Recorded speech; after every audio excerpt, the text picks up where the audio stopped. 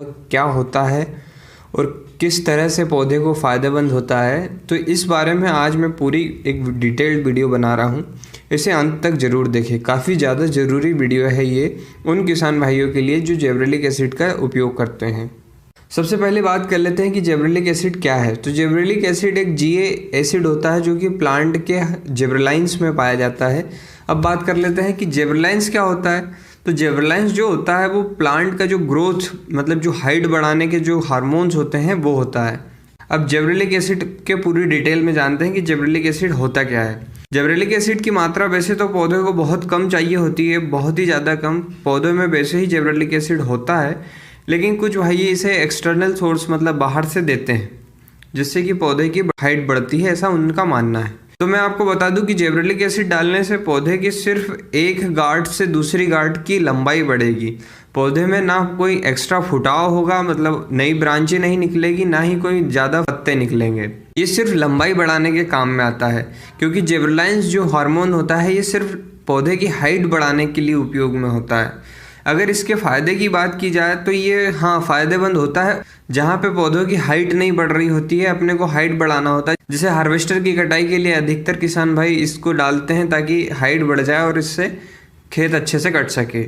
लेकिन इसका पैदावार पे इफेक्ट देखा जाए तो बिल्कुल भी फ़र्क नहीं पड़ता है पैदावार बढ़ाने में या घटाने में। एक रिसर्च के अनुसार अगर आपके पौधे फूल और फल वाले हैं तो आपको 15 से 5% तक का फ़ायदा हो सकता है पैदावार में। लेकिन आपके पौधे बीज वाले हैं, मतलब जो पौधे पे आप छींट रहे हो उनसे बीज बनते, जैसे गेहूं का बीज हुआ, धान बीज हुआ, ये जो बीज वाले जो पौधे होते हैं इन पे अगर आप छींटते हो तो मात्र 5% तक का फ़ायदा हो सकता है। तो 5% फ़ायदा हमारी किसानी में कोई मायने नहीं रखता है, इसलिए आप इसे व्यर्थ का खर्चा ना करें। अगर कभी आपकी हाइट बढ़िया है और आप सोच रहे हो कि इससे पैदावार बढ़ेगी तो आप बिल्कुल भी इसका उपयोग ना करें। इसे वही लोग उपयोग करें जिन्हें फल और सब्जी में इसे छींटना होता है या फिर फूल की खेती जो करते हैं उनके लिए।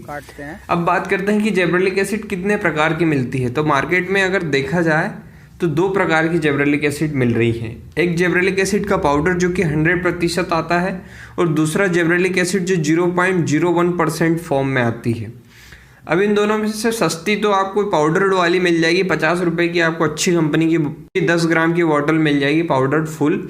लेकिन मेरा मानना है कि उसे आप ना छीटें, क्योंकि मैंने भी उसका उपयोग किया है। अगर आप उसे ज़रूरत से ज़्यादा अपने खेत में उपयोग कर लेते हैं तो वो अबनॉर्मल ग्रोथ करता है। अबनॉर्मल मतलब जो पौधे की हाइट होना चाहिए उससे ज़रूरत से ज़्यादा बढ़ा देता है, और उससे क्या होता है कि जो पौधे को फल को देने वाला जो पोषण होता है वो उसकी हाइट में चला जाता है। एक तरीके से वो साइड इफ़ेक्ट हो जाता है और पौधे के जो पैदावार है वो कम हो जाती है। इसलिए इसका उपयोग ज़्यादा ना करें, और मेरी सलाह अगर माने तो जिब्रेलिक एसिड 0.01 का ही उपयोग करें। तब उपयोग करें जब आपके पौधे की हाइट नहीं बढ़ रही होती है तब, और इससे कोई विशेष फ़र्क पड़ने वाला है नहीं आपके फूल फल पे, इसलिए ज़्यादा डालना इसको कोई फ़ायदेमंद नहीं है। इससे आपका खर्चा ही होगा, आप पैसे बचाएं इसके बजाय और दूसरे न्यूट्रिशन डाल दें।